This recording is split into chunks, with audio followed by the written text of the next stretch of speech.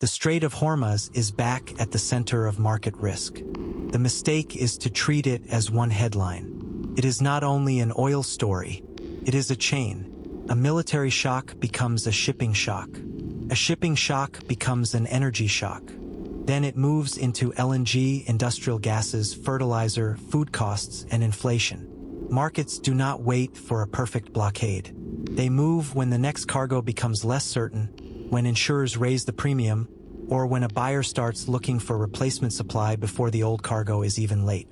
Hormuz matters because it turns probability into price. Start with geography.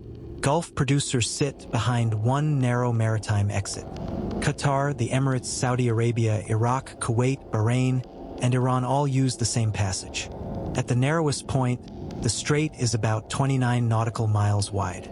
That is not just a cartographic detail. It means the system has very little room for hesitation.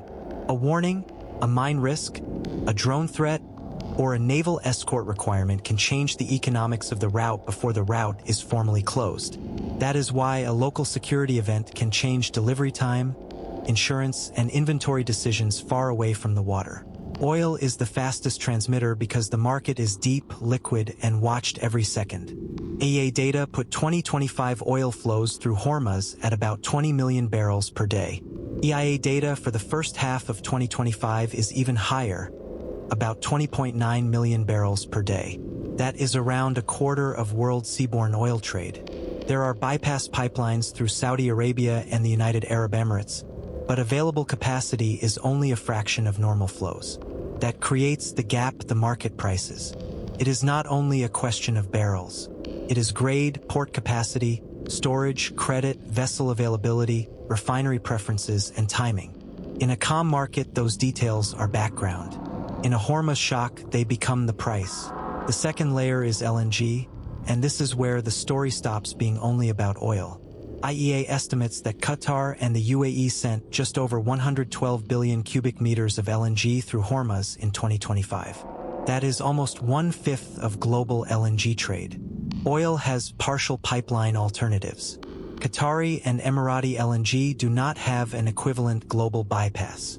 The exposure is concentrated in Asian buyers. India, Pakistan, Bangladesh, China, Japan, and South Korea compete in the same global cargo market when replacement supply becomes scarce. The result is not just a shipping problem. It is a power price problem, an industrial cost problem, and a political problem for importers. The useful question is not open or closed. The real market states are normal, risky, delayed, escorted, constrained, and then disrupted. Insurance can rise before a vessel is lost. Chartering can tighten before a port runs out of supply. A cargo that still exists can become economically different if the delivery window is uncertain. That is why the first evidence of stress often appears in boring places. War risk premiums, freight quotes, waiting time, and procurement calls. Those indicators do not look dramatic, but they are where the cost is formed. Commodity markets convert uncertainty into price long before consumers see the full pass-through. The most important second-order effects are not always the biggest markets. Helium is small but hard to substitute. It matters for laboratories, MRI systems, leak detection, cryogenics, and semiconductor processes. If logistics tighten in a specialty market, the problem is not a shortage of millions of tons.